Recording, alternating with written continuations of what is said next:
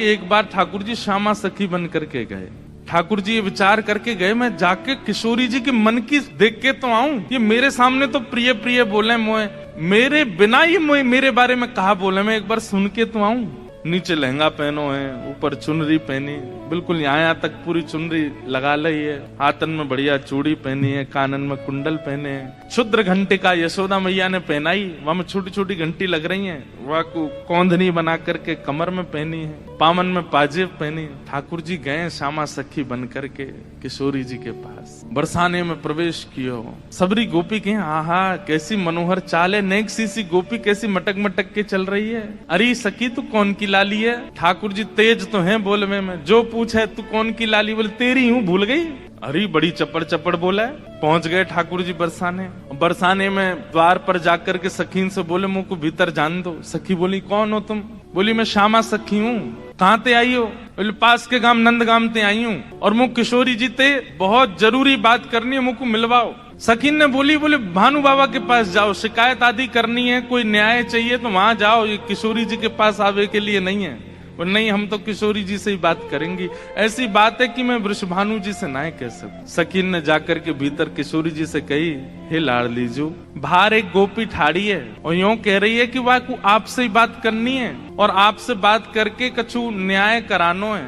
किशोरी जी बोली अच्छा बुलाओ भीतर। द्वार खुले, ठाकुर जी बढ़िया चुनरी पहन करके, ये गजगामनी सी चाल, एक तो चाल ही ठाकुर जी की टेढ़ी मेढ़ी, ऊपर से सखी बन करके और ज्यादा बनावटी चल रहे हैं तो इतने प्यारे लग रहे हैं। किशोरी जी सिंहासन पर विराज रही हैं और श्याम सुंदर भीतर आ रहे हैं। जैसे ही द्वार से भीतर आनो भयो, किशोरी जी तो कहें अरे सखी या की चाल तो देख कितनी बढ़िया है। ललिता विशाखा बोली हाँ चाल तो बढ़िया है। अरे देखियो या की कमर कैसी सुंदर लग रही है। ललिता विशाखा बोली श्री जी आपको पहली बार कोई सखी पर मोहित रहते हुए देखो हमने, आप तो सदा प्रियतम श्री श्याम सुंदर पे ही मोहित रहे में, लेकिन आज पहली बार। अरे पतो ना या की चाल ढाल और जो जो अंग या के दिखाई दे रहे हैं, ऐसे घूंघट पकड़ी चल रही है, यहाँ से भुजा दिख रही है, नेक नेक थोड़ा उधर भी दिखाई दे रहा है, थोड़े थोड़े चरण भी दिखाई दे रहे हैं, जो जो अंग मुंह को दिख रहे हैं ना इतने प्रिय लग रहे हैं कि मैंने ऐसी प्रिय स्वरूप तो पहले देखो नहीं है। और किशोरी जी कहने ललिता तू मेरी एक बात सुन। बोल कहा ये जो भी बात करे वो सुन लेंगे, फिर वाक्य बाद याकू अपने सखी समाज में ले लियो। मुख बड़ी भारी है, अभी याकू मुख नहीं दिखो, मुख मैं तभी यहाँ पे मोहित है गई हूँ। विशाखा जी बोली नहीं रुक जाओ, आन तो दो, बात तो होने दो। किशोरी जी आज जैसे ठाकुर जी को देख के हो जाती है वैसी हो गई है, एक सखी को देख स्वयं पर भरोसा नहीं हो रहा है किशोरी जी को कि मैं ऐसी क्यों है रही हूँ। ठाकुर जी आके सामने खड़े है गए, उन्हें एक बनावटी सी आवाज भी बना ली ठाकुर जी ने। किशोरी जी बोली कहो सखी कहा नाम है तुम्हारो? अजी मेरो नाम तो श्यामा सखी है। स्वर सुनते ही किशोरी जी के नेत्र बंद है गए। ललिता जी को हाथ पकड़ के कहें मुकु कहा है रो है, या की चाल या के रूप रंग सब देख करके तुम या के स्वर में भी कछु आकर्षण है। ललिता जी बोली श्यामाजू ऐसे ना करो करें, अरे वो सखी है वापे आप मोहित का को है। बोले ना पतो ना या मैं तुम्हें ना लग रहा आकर्षण? बोलना हमें तो ना लग रहा। किशोरी जी कह रही है अरे मैं अपने आपे तो बाहर जा रही हूँ, ये सखी कैसी है या की स्वर कितने सुंदर। ठाकुर जी खड़े खड़े बोले अरे श्यामाजू मुझको इतनी देर है गई खड़े खड़े, आप मेरो न्याय करोगी कि नहीं करोगी? किशोर जी बोले अरे मैं तो ऐसे बहल गई, बताओ कहा बात है। बोले मैं आपसे आज न्याय की याचना करवे आई हूँ। मैं रहूं नंदगाम में और नंदगाम में नंद बाबा के महल की बिल्कुल समीप ही मेरो घर है।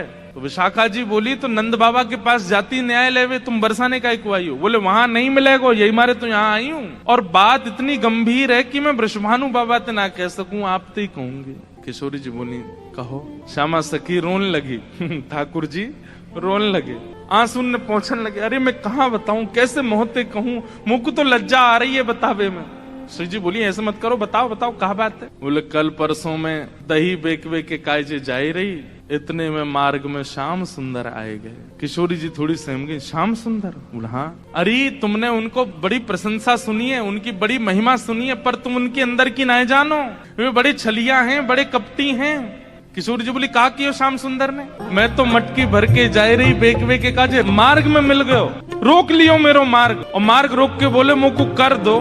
और जैसे इनको पता चले कि कोई सखी मथुरा को जा रही है तो वही मार्ग पर चले जाएं और जाए करके सब सखान के संग बैठ जाएं और आवे वाली सखीन तक हमें कर दे के जाओ, जे मार्ग हमारे परदादा ने बनवायो है। ये मार्ग हतो ना हो, हमारे दादा परदादा ने ये मार्ग बनवायो, ये हमारे यहाँ मार्ग को कर लेने को अधिकार हमारो, कर दो। गोपी के कहा कर चाहिए, बोले मटकी सब नीचे धर दो, हमारो जितनो मन होगो हम ले लेंगे, बच्ची कुचे तुम मथुरा ले जाइयो, ये करे। अब मटकी नीचे धर के अगर कोई गोपी कह दे कि लाला तो जितना हो पाले, ठाकुर जी छोड़ेंगे वहां में? स्वयं पाले, लेकिन स्वयं को पेट तो नेक सो फिर ग्वाला ने पवा में। गोपी के अब तो है दे दो, अरे अभी हमारे और भी ग्वाला है। बोले फिर कौन नाम है? फिर बंदरों को कू कू करके ठाकुर जी आवाज करते हैं, खूब सारे बंदर आ जाते हैं, फिर उनको बांटते हैं। वहां के बाद गोपी के सबरो मक्खन तो खत्म है, क्यों मटकी है तो छोड़ दो। ठाकुर जी बोले मजो नहीं आयो, जब तक यहाँ मटकी की आवाज नहीं आवेगी, फिर डंडा तो वह मटकी फोड़े। फिर कहें गोपी मक्खन तेरो बासो नेक्सस, दोबारा लेके आइयो। ऐसो करे तुम्हारो ये कन्हैया, कौन कर देगो या को? अरे राजी राजी नेक कर ले ले तो बात ठीक भी है, ये तो मटकिन ने फोड़ दे, सबन ने खवाए दे, लेकिन मेरे संग तो बहुत बुरा कियो। किशोरी जी बोली कहा कियो? बोले मेरो घूंघट उठा लियो, मेरी चुनरी खींच ली, मेरे हाथ मरोड़ दियो, और अच्छा इतनो ही कियो और तो कछु ना कियो। अरे कहा बताऊं और कहा कियो? बोले और कहा कियो? मैं तो चाहूं भी ना हूं कि वो मेरे पकड़ में आवे, क्यों बिना पकड़ के इतना ऊधम मचावे, पकड़ लूंगी तो जन कहा करेगो। ऐसो कष्ट दे मोकू, मैं कहा बताऊं आपको। श्री जी थोड़ी घबरा सी गई। अच्छा श्री जी को ये है कि अकेले में मुंह से कन्हैया की बुराई कर ले तो मैं सह भी लूं, ये ललिता विशाखा के बीच में काई को बोल रही है? ये तो वैसे ही उनसे चिड़ी रहे, इतनो इनके सामने क्यों कह रही है? श्री जी कह रही है अरे तू चिंता मत करे, श्याम सुंदर को हृदय कारो नहीं है, वो बस स्वरूप ते ने कार्य से लगे, वो ने अपनी लीलान में थोड़े से ऐसे चटक मटक से हैं, बाकी हृदय से ऐसे नहीं है। तो ठाकुर जी तो सुनने आए हैं ना कि मेरे बारे में कैसे विचार हैं श्री जी के। अच्छा आप बड़ी हृदय की जानो उनकी? ठाकुर जी कह रहे हैं आप बड़ो पता हो उनके हृदय को। श्री जी बोली मतलब ऐसो तो मुझे ना पता, लेकिन हाँ जितनो मैंने सुनो है, जितनो मैंने जानो है, वहां से मेरो अंदाजो ऐसो है कि वो हृदय ते ऐसे नहीं है, वो तो बस एक लीला करें। ठाकुर जी बोले अरे श्यामाजू तुम कहा जानो, जाको रंग कारो होवे ना, जो भीतर ते अत्यंत कारो है जाए, वाको रंग भी कारो है जाए। अब तो ठाकुर जी ऐसी ऐसी बुराई करने लगे अपनी ही कि श्री जी को न क्रोध आवे, और फिर इनके हृदय के भाव सुनू मैं। जाको हृदय बड़ो कारो रे ना, वाको रंग भी कारो है जाए। ये श्याम सुंदर केवल लीला नहीं करे, ये हृदय तो ही ऐसे हैं। मुझे तो ऐसा लगे जैसे जैसे आपने भौरो देखो है ना, श्री जी वो एक पुष्प पे बैठे है, वाको रस ले, फिर दूसरे पुष्प पे चलो जाए, वाको रस ले, और देखो भौरो भी कारो रे और एक कन्हैया भी कारो। जे एक को कभी नहीं रह सके, ये तो सबको है। कमर भी टेढ़ी, चाल भी टेढ़ी, मुख भी टेढ़ी, और मुझे तो ऐसा लगे यशोदा मैया गोरी, नंद बाबा गोरे जी, इनको छोड़ा ना है जी कहीं और ते आयो है। ठाकुर जी बड़ी बड़ी बुराई करने लगे अपनी ही किशोरी जी के सामने। थोड़ी देर तो किशोरी जी सुनती रही, और थोड़ी देर बाद किशोरी जी को क्रोध आया, अपने स्थान पे खड़ी है गई। बोले ए श्यामा सखी बहुत देर रह गई तो बोलते बोलते, अब एक नहीं सुनूंगी तो तेरी कितने मक्खन चुरा लिए, कितनी मटकी फोड़ दी तेरी। अरे ललता लेके आ भीतर तो याकू दे दे। यहाँ आ गई है रोवे के काजे, श्याम सुंदर की बुराई कर रही है, यहाँ पे खड़े है कि तू कहाँ जाने वो कौन है? अरे पूरा ब्रह्मांड उनकी भ्रगुटी पर नृत्य करे, वो अगर अपनी भौं उठा दें तो नूतन प्रलय है जाएगो। अरे तुम ब्रजवासीन के प्रेम के काजे बेचारे यहाँ आए गए हैं, तुम तो नेक लीला कहा कर ली, शिकायत करवे आ गई वहां पे, और तू बड़ी श्याम वरण श्याम वरण पे बहुत बोल रही कि जो हृदय को कारो वही स्वरूप ते कारो होवे। तू जाने कहा है वास्तव में तोए देखें लोग, मोए देखें लोग, और कोई भी दृष्टा बने या हमारे अपना स्वरूप छुपाए करके आए वे, यदि अपने वास्तविक रूप में प्रकट है जाएं तो कोटि कोटि कंदर्प लुटावे लग जाएंगे, तो भी उनके रूप की उपमा नहीं कही जा सके। उनकी बुराई कर रही है मेरे सामने खड़े है कि वो टेढ़े से रह में, वो ऐसे रह में, वैसे। तू जाने कहा है उनके बारे में? अरे इंद्रादि देवता थर थर कांपे जिनके मारे, वो यशोदा मैया और तुम सब ब्रज गोपीन के काजे सहज है गए, सरल है गए,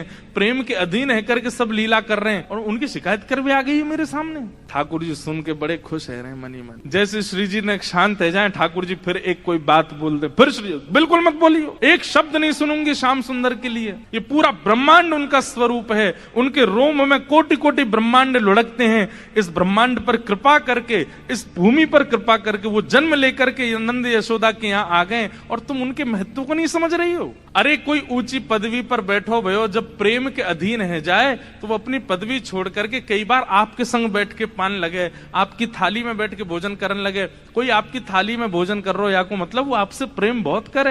अरे सखी तू जाने ना है श्याम सुंदर को, तो साक्षात परमात्मा है वो। यदि तुम्हारे संग ये लीला कर रहे हैं तो अपने भाग्य मनाओ, अपने सौभाग्य मनाओ। उनकी रूप कांति को मैं कहा वर्णन करूं, कोटि कोटि किशोरी जी वार दई जाएं तो भी श्याम सुंदर की रूप की महिमा ना कही जा सके। मेरे सामने एक शब्द नहीं बोली उनके बारे में। श्यामा सखी बोली, पहले तो मैंने संदेह में सुनी कि किशोरी जी को और हमारे नंद के लाला को कछु प्रेम संबंध है, पर आज तो मुंह को ऐसा लग रहा वास्तव में हते। किशोरी जी बोली, नहीं नहीं ऐसी कोई बात नहीं है, ये तो सब तुमने ऐसी मन। नहीं नहीं नहीं, मुंह को तो लग रही है। आप इतनों कैसे जानो वाक्य बारे में, इतनों कैसे मानो वाक्य बारे में। किशोरी जी एक बात बताऊं? बोले हाँ। बोले मैं अकेली नहीं हूँ शिकायत करवे वाली, ऐसी अनेक बैठी हैं। आपको ऐसा लग रहा है कि श्याम सुंदर तो केवल लीला कर रहे हैं, पर इस वक्त यही समय श्याम सुंदर कोई और सखी के संग भी ऐसी क्रिया कर रहे होंगे। वहां को मार्ग रोक रहे होंगे, वहां के हाथ पकड़ रहे होंगे, वहां की चुनरी उड़ा रहे होंगे, वहां की मटकी फोड़ रहे होंगे, और नए विश्वास होवे। तो आपको अगर बहुत प्रेम है तो आप श्याम सुंदर को पुकार के देख लो, यदि वो आ जाएं तो मैं मान जाऊंगी। आमेंगे ही नहीं। ठाकुर जी कह रहे हैं मैं तो सामने ही खड़ा हूं, मैं कैसे आऊंगा। किशोरी जी से कह रहे हैं ललिता विशाखा है भूल जाओ, बाकी सब बातें न भूल जाओ। आपको प्रेम है ना श्याम सुंदर से, मैं आपसे शर्त लगाए के कह रही हूं, आप पुकारो। और यदि श्याम सुंदर आपके सामने आए गए तो जीवन भर आप दोनों की चाकरी करूंगी। ये श्यामा सखी को वचन है आपके लिए, बुलाए लो। किशोरी जी बोली, देख मोते मत बोले, मैं जानू, मुझको प्रबल विश्वास है कि श्याम सुंदर आ जाएंगे। मैं बस टेर लगाऊंगी और दौड़े दौड़े आवेंगे। श्यामा सखी बोली, आज है जाए ना, बुलाए के देख लो आ जाए कि नहीं। किशोरी जी तुरंत नेत्र बंद करके बैठी और जैसे ही अपने प्रियतम का स्मरण किया है, नेत्र बंद करके किशोरी जी स्मरण कर रही है श्याम सुंदर को। और जब कह रही है कि हे श्याम सुंदर, मैं तो आपकी दासी हूँ, जबकि ये बात गलत है। ठाकुर जी दास मानते हैं अपने आप को किशोरी जी के चरणों का, लेकिन आज किशोरी जी ने वास्तव में तो बात यह है कि जैसे ही नेत्र बंद किए हैं किशोरी जी ने और स्मरण करना प्रारंभ किया, कहाँ है श्याम सुंदर, कहाँ है मेरे प्राणनाथ, कहाँ है मेरे जीवन धन। तो जैसे किशोरी जी ने नेत्र बंद करके स्मरण कियो तो किशोरी जी पूरे ब्रजमंडल में भ्रमण कर आई, लेकिन ठाकुर जी नहीं मिले। किशोरी जी बोली, हाँ श्याम सुंदर गए कहाँ, आज मेरे प्राणनाथ गए कहाँ। और ध्यान लगा करके देखो, श्याम सुंदर किसी गिरी कुंज में तो नहीं बैठे, कहीं यमुना तट पे तो नहीं बैठे, कहीं दूर तो नहीं चले गए, दिख क्यों नहीं रहे हैं। और तभी किशोरी जी को ढूंढते ढूंढते ढूंढते दिखाई दियो बरसानो भवन। किशोरी जी कह रही है बरसानो भवन क्यों दिख रहा है। तभी किशोरी जी को दिखाई दियो अपनो ही निकुंज, ये मेरो निकुंज काई को दिखाई दे रहा है। अरे कहीं ऐसा तो नहीं श्याम सुंदर यहीं कहीं छुप करके बैठे हैं। और मन में ध्यान से देखो तो किशोरी जी को अपनो ही अंतःपुर दिखाई देने लगो। किशोरी जी बोली, मेरे अंतःपुर में तो केवल ललिता है, विशाखा है, मैं हूँ और श्यामा सखी। और ध्यान लगा करके देखो तो क्षुद्र घंटिका दिखाई देने लगी जो श्यामा सखी ने पहन रखी है। किशोरी जी बोली, ये क्या क्षुद्र घंटिका, ये तो मैंने अभी कहीं, अरे ये तो श्यामा सखी की कमर पे देखी। और जब और ध्यान लगा करके देखो तो घूंघट के भीतर कमल नैन मटक रहे हैं, इधर उधर आंख मटका रहे हैं। तुरंत किशोरी जी ने नेत्र खोल करके गई, श्याम सुंदर आप तो सामने ही खड़े हो। और जैसे ये बात कही ललिता विशाखा दौड़ करके, कहाँ है कहाँ है कहाँ, बोले यही श्यामा सखी, पकड़ो याकू। ठाकुर जी दौड़न लगे वहां से, इतने में ही पकड़ ली और पकड़ करके जैसे ही चुनरी उतारी, आहा श्याम सुंदर तो सामने ही खड़े। अब तो ललिता विशाखा पकड़ करके खड़ी हैं और ठाकुर जी की ऐसी बेणी, आहा नथ बेसर पहनी है नाक में, ऐसी सुंदर बिंदी लगा करके आए, काजल लंबो लंबो खींच के आए, अपने घुंघराले केशन की बढ़िया बेणी गूंथ करके जैसे कोई छोरी तैयार हो ऐसे बन के आए।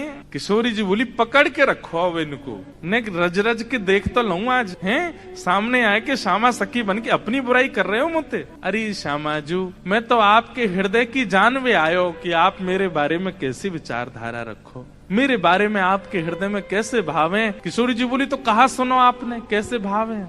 बोले, मुंह को ऐसा लगो करतो कि मुंह से ज्यादा प्रेम कोई ना कर सके या संसार में। पर हे श्यामाजू, आज आपके प्रेम के भाव पर तो मैं भी बिक गयो। आपको प्रेम तो अटूट है। अरे आप तो ऐसी हैं कि आप बैठी कहीं भी हो, लेकिन आपके चिंतन में सदा मैं विराजमान रहूं। मैं कहाँ जाऊं, कहाँ करूं, कहाँ खाऊं, कहाँ पीऊं, कैसे आऊं, आपको सब पता है। किशोरी जी ने कही आज एक काम करो, बोले कहा द्वार सब बंद कर दो, चटका नहीं लगा दो, आज जान नहीं देंगे इनको, आज यहीं बैठाओ। बड़ी श्यामा सखी बन के आई हो, इधर आओ। ठाकुर जी बोले अरे श्यामा जी मैं आपके चरणन को पूजूं, आपसे हाथ जोड़ रहा हूँ, मुझको छोड़ दो। बोले ना आज तो याकू नई दुल्हन बनाए के यशोदा के पास ले चलेंगे और यशोदा जी से कहेंगे देखो हमारे गांव की एक नई दुल्हन आई है, अभी ब्याह भयो, याकू आशीर्वाद दे दो। और जब यशोदा मैया अपने ही लाला को चिर सौभाग्यवती जब आशीर्वाद देंगे तब आवेगो आनंद। किशोरी जी आपसे हाथ जोड़ू, पाम परू, ऐसा मत करियो, यशोदा मैया के आगे नाक कट जाएगी मेरी, ऐसे छोरी पनो डोलू,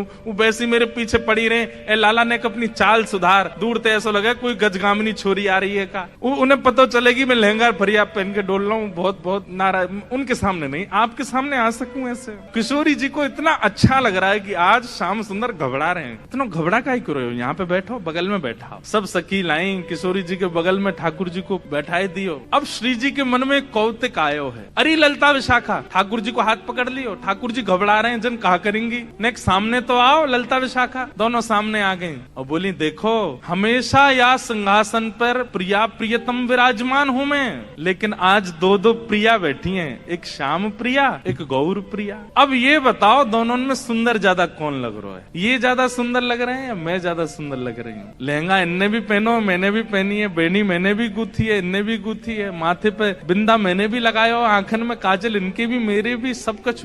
अब तुम दोनों बताओ हम दोनों में सुंदर ज्यादा कौन लग रहा? श्याम सुंदर। ऐसे रो मत, मुस्कुराओ, कछु कर थोड़ी रही हूं मैं। ठाकुर जी मुस्कुराने लगे, अरे ललता बताए दे आज सुंदर कौन है। ललता विशाखा अंदर ही अंदर रो रही हैं और अंदर ही अंदर, क्योंकि किशोरी जी ने ये क्रम शुरू किया तो किशोरी जी को कम देख रही हैं, ठाकुर जी को ज्यादा देख रही हैं, क्योंकि किशोरी जी नहीं तो ये खेल शुरू करवाया, बताओ दोनों में सुंदर कौन। तो उनसे क्या कहें, ठाकुर जी को देखती हैं और देखते देखते देखते अश्रु भराते हैं नेत्रों में। तो दोनों में ये न्याय करना बड़ा मुश्किल है। ठाकुर जी आप ही कछु संकेत करो, क्या बताएं। जैसे ठाकुर जी ने देखी ललिता विशाखा बड़ी परेशान है गई है, ऐसे इशारों की, बोले इन्हीं की बताओ, बेसर इन्हीं की अच्छी है। बोले मेरी प्रशंसा कर दोगे मुझे सुख नहीं मिलेगा, इनकी प्रशंसा करोगे ये राजी भी आ जाएंगी, मुझे भी सुख मिले। और ललिता विशाखा बोली जी को श्रृंगार ज्यादा सुंदर है। क्या कह रही है? बोले हे नंद नंदन हमें क्षमा करियो, कछु नेक सरस लली की बेस, आपसे नेक ज्यादा नहीं, नेक सुंदर हमारी श्यामा जी लग रही। और ये बात कहते ही ठाकुर जी सिंहासन से नीचे आ गए,